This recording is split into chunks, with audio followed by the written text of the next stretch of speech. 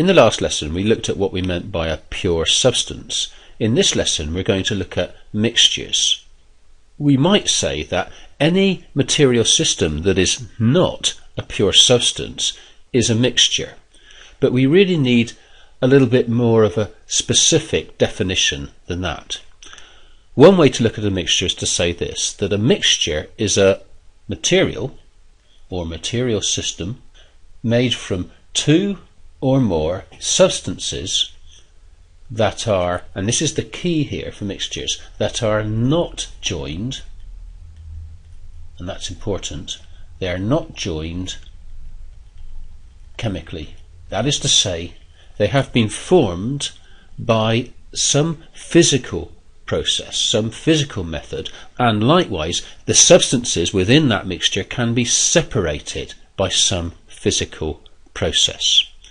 Here are some examples of some common mixtures. For example, seawater. This is a mixture of water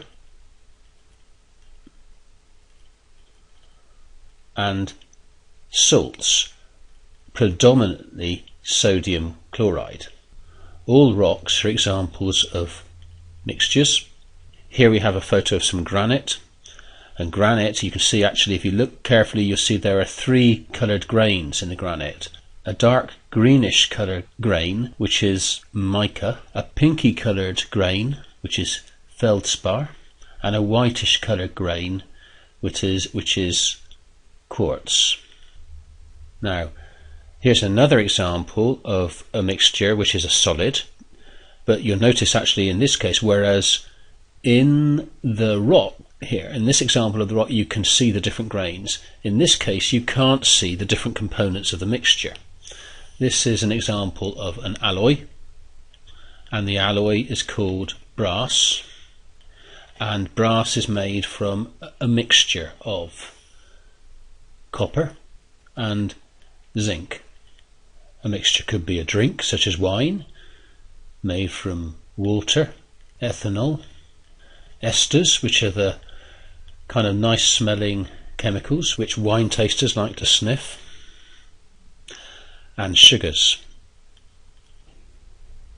Crude oil is an example of a mixture. So crude oil is a mixture of different hydrocarbons, ranging from the lightest hydrocarbons such as gases such as methane, then naphtha, then octane, kerosene, sometimes known as rocket fuel, diesel, and then heavier hydrocarbons such as lubricating oil. Now all of these can be separated from each other through a process known as fractional distillation, which we'll look at in another lesson.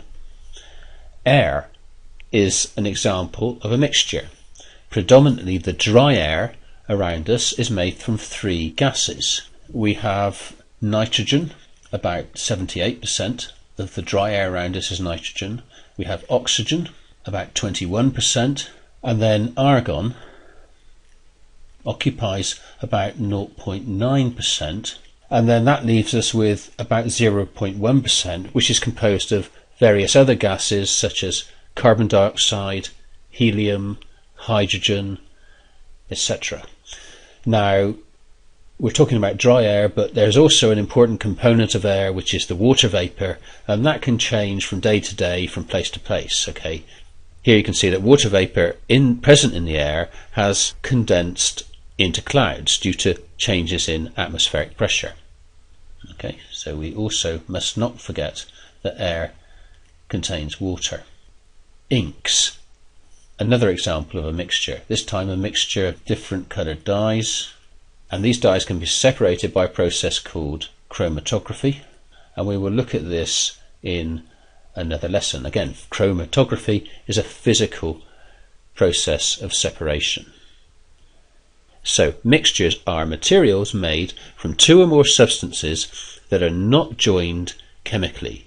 In other words, they come together through physical processes and can be separated through physical processes. We will look at the methods for separating some of these mixtures in the following lessons.